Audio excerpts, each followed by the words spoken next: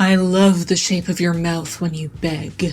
You might expect to find a line like this in adult dark romance, maybe erotica, but this is YA fantasy. Yeah. As the demand for spice in YA fantasy grows and grows, publishers are contributing to normalizing unhealthy relationship dynamics and risky sexual behaviors among teens. And as a longtime fantasy reader and verified adult in my 30s, I am finding myself increasingly concerned about this trend of escalating mature themes in books marketed to underage readers. And I want to talk about it, using Immortal Dark as an example. Young adult literature emerged as a category in the mid-20th century as a response to a growing awareness of the unique experiences and interests of teenagers, bridging the rather wide gap between children's books and adult lit. The 2000s saw the YA revolution with the publication of series like The Hunger Games, which completely and irrevocably altered the landscape of YA fiction. All of a sudden, YA fiction, and especially YA speculative fiction, was all the rage and bringing in the big bucks for publishers, birthing entire franchises and being made into blockbuster films. And in a lot of ways,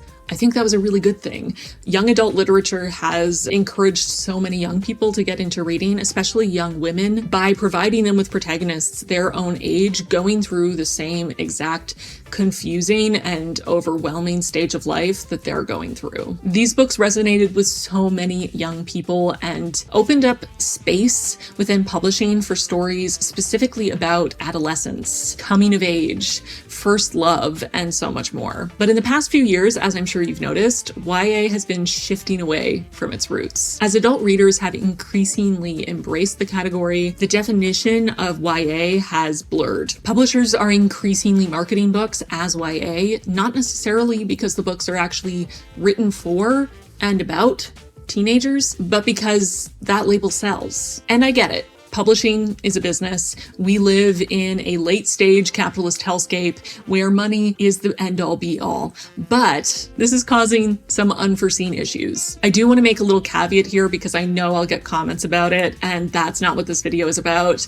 It is totally fine for adults to read YA and to enjoy YA. I read and enjoy YA myself. As a woman in my 30s, there is nothing inherently wrong with an adult reading YA fiction and enjoying it, especially on a case-by-case individual basis. But the trend of more and more adults buying, reading, and reviewing young adult literature is 100% having an impact on the kind of content we see in books that are labeled YA. And while I'm doing caveats, here's one more. I don't think there's anything wrong with teenagers reading books written for adults. I myself mostly read adult fiction starting at around the age of 9 or 10 because YA didn't exist in the same way it does now. I witnessed the birth and evolution of YA in its current form, which was interesting to say the least, but I turned out just fine, relatively well adjusted, if I do say so myself, even reading adult fiction from a young age. Now, to be fair, the kind of content I was coming across in the books I was reading in the 90s and early 2000s was not on par with the kind of content that proliferates really all age ranges of popular literature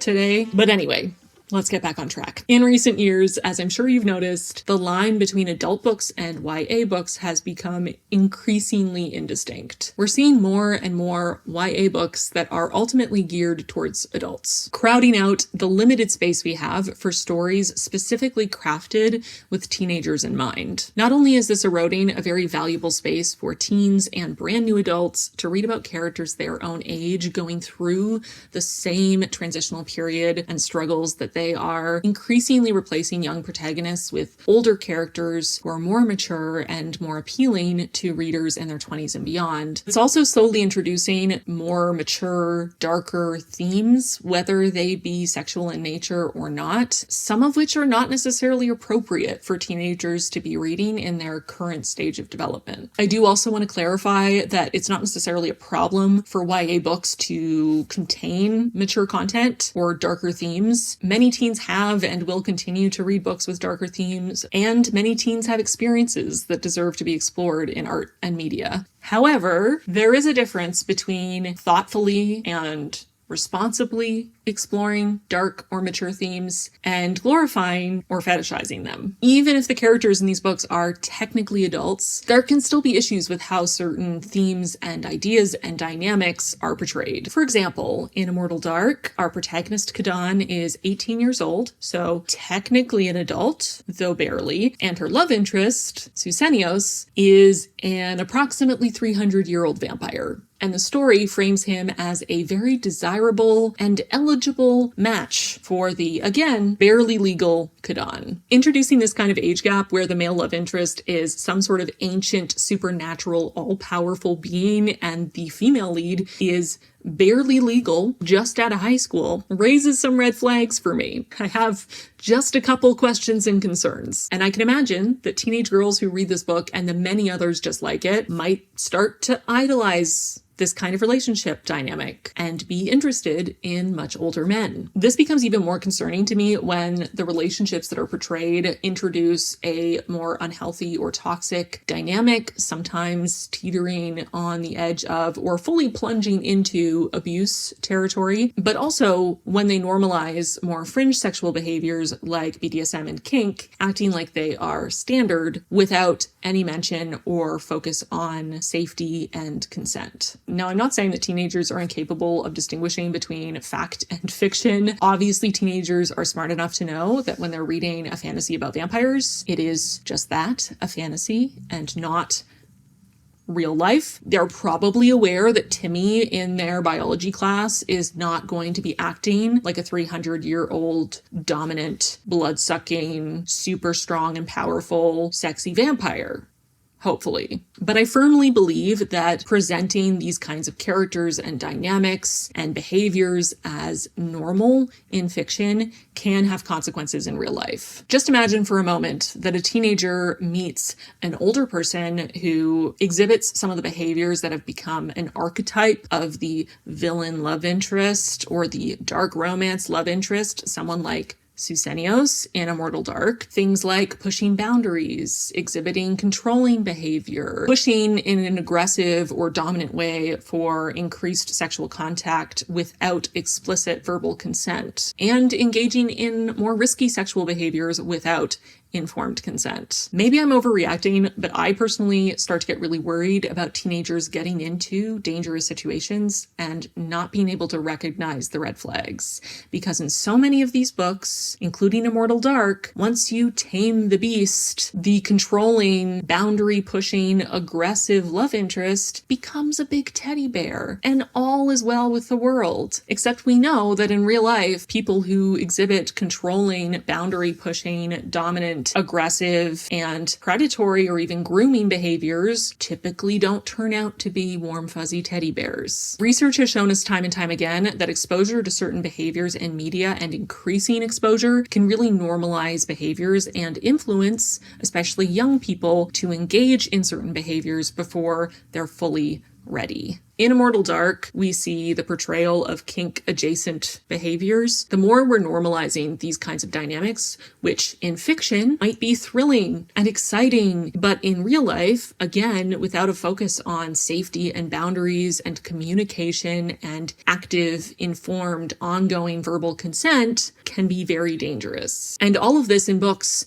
that are marketed to underage readers. Again, teenagers might not be expecting their peers to act like ancient, immortal vampires, but there is a focus on significant age gaps, a mature, older, dark, broody, often slightly, if not majorly abusive male love interests who are entranced by a teenager who has just barely celebrated their 18th birthday. I can't be the only person looking at this and feeling a bit concerned about the kinds of dynamics we're encouraging young people to fantasize about, because maybe it's just me, but while I knew I was never going to meet an elf or a vampire or a werewolf in real life, I dreamt about meeting real people who were similar to the book boyfriends I grew up fantasizing about and crushing on. And that influenced the kinds of dynamics that I got involved in when I first got into dating, especially once I was away from home. And I didn't have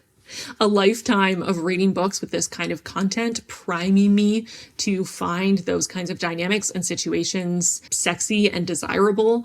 I was reading very vanilla situations compared to this, and I still got into some dicey situations. And I'm sure we can't prevent all terrible decisions for teenagers and young adults. Teenagers and young adults, as I know very well from firsthand experience, are great at making terrible choices. But I do feel that publishers have some kind of responsibility to be aware of what they're promoting. Again, especially when they're making their money from marketing to minors.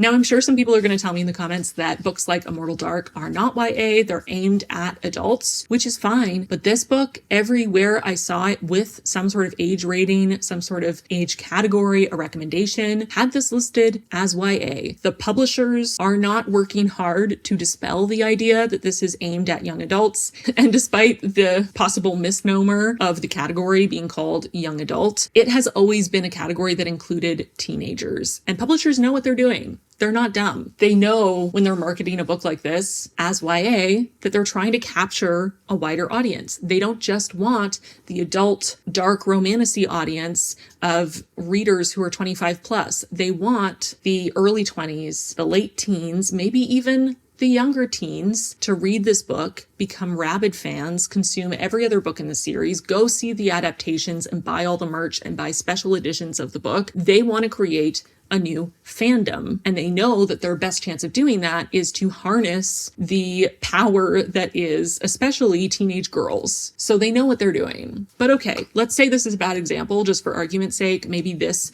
book specifically should be NC-17, should be specifically for adults. Fine. Then we need to label it more accurately. We need to make it clear it is aimed at an adult audience. And maybe we need better and more warnings for the content so that teenage readers and their parents can make more informed decisions about the books they're consuming. Immortal Dark does have content warnings at the start of it, which I appreciate. So many books still do not, but this one does. So let me read for you the content warnings for this book. Content warning. Immortal Dark explores the savage world of vampires and the humans who try to survive it. It features some heavy elements such as parental abuse, blood drinking, death, gore, murder, sexual content, strong language, ideation, and violence. Readers, please take note before you grab your invitation. The gates of Uxley University are now open. What I really want to focus on is the warning of sexual content, because that is a very vague warning for a book that has kink, BDSM, a huge age and power gap,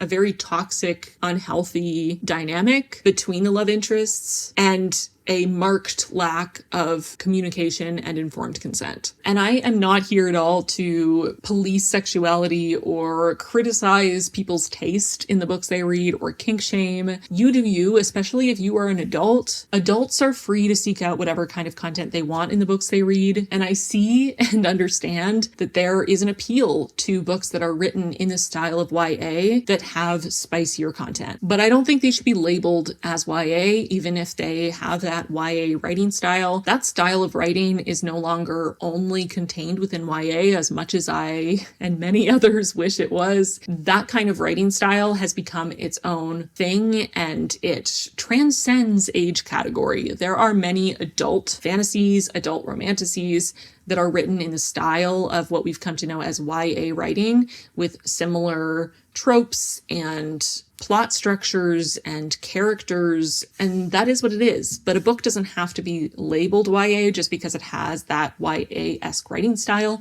Maybe we need a different name for what that writing style is. If there is a name for it, let me know in the comments. I haven't come across it myself. But just because a book is written in that style does not automatically mean that it's appropriate for teenagers to read, especially when books written in that style are getting darker and darker and having more and more mature themes. When we don't give a proper warning, not only are teens robbed of their agency in choosing what kind of content they're ready and willing to engage with, but parents and educators and other adults who care about these teenagers are not being informed in such a way that they can support their kid as they face these kinds of mature themes, maybe have conversations with their teen about the implications of these kinds of relationship dynamics and behaviors, conversations about safety and consent and boundaries that can help teens stay informed and prepared and safe. Now, this isn't to say that teens can't or shouldn't read any books with spice in it. Again, I read lots of books with spice, but the kind of spice that was in the books I was reading back then was very different from what has become standard fare today. They were very vanilla, spicy scenes without a lot of spice, I would say. Were they perfect? No. But so many of the types of scenes and dynamics that I was engaging with and absorbing and learning from as a young person made a point of highlighting things like consent and mutual respect and reciprocity, which I don't feel like I'm seeing in modern day YA spicy novels. Today's teenagers deserve to learn about these ideas and dynamics in a safe environment, as in at home, reading a book, to learn how to be safe and what to expect and how to advocate for themselves. I don't even want to think about how much longer it would have taken me as an older teen and young adult to learn how to stand up for myself and demand respect and to distinguish between healthy behaviors and coercive ones if I'd grown up reading the kind of dark romance that is so prolific right now. And after all that,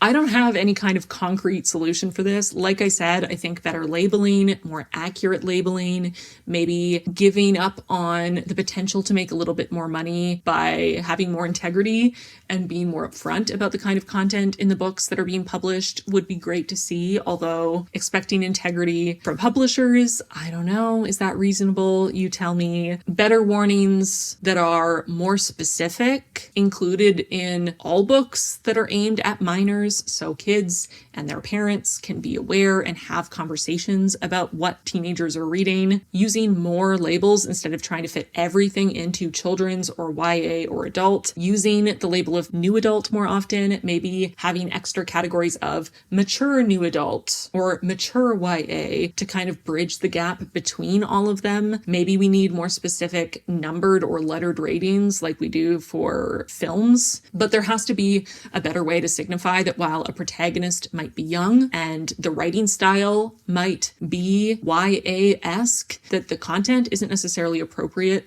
for underage readers. Is any of that a foolproof solution?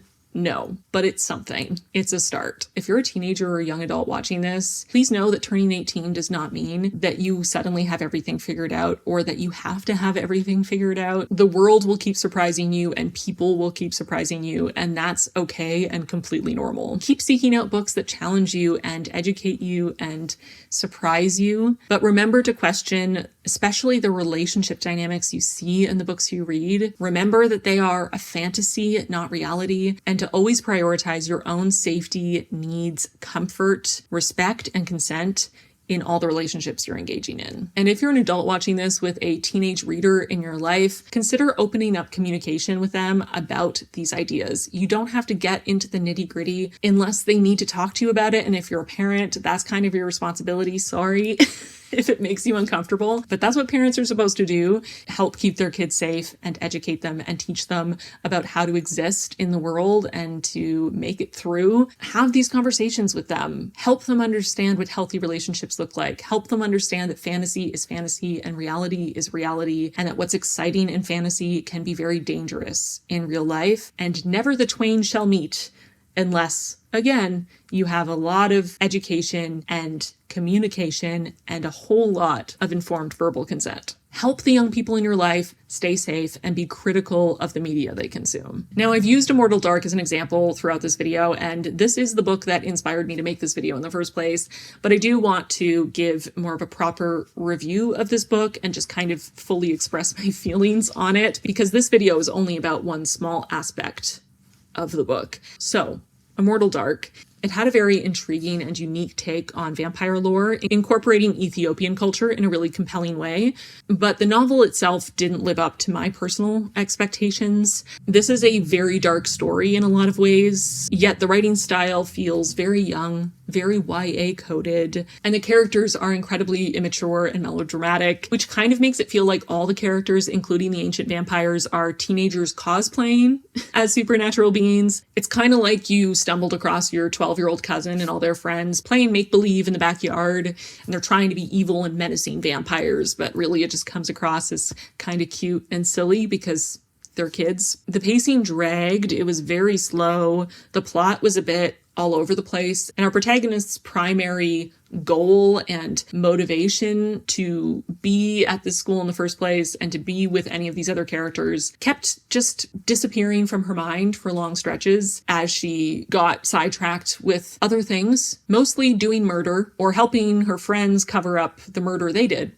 Or drooling over her 300-year-old vampire roommate, but mostly murder. I just overall found it a little meandering and unfocused and silly. So for me, Immortal Dark was 2 stars. I can see why some people would love it, but those people are not me, and I am not them. But anyway, all of this is just one person's thoughts and feelings. I would love to read yours in the comments. Thank you so much for watching. If you enjoyed this video, like it and subscribe if you haven't already. Feel free to share this video with fellow bookish friends so more of us can have a discussion about this topic. And I think that's it. I'm gonna get going and I'll see you really soon in my next video. Until then, stay safe and stay critical of what you read.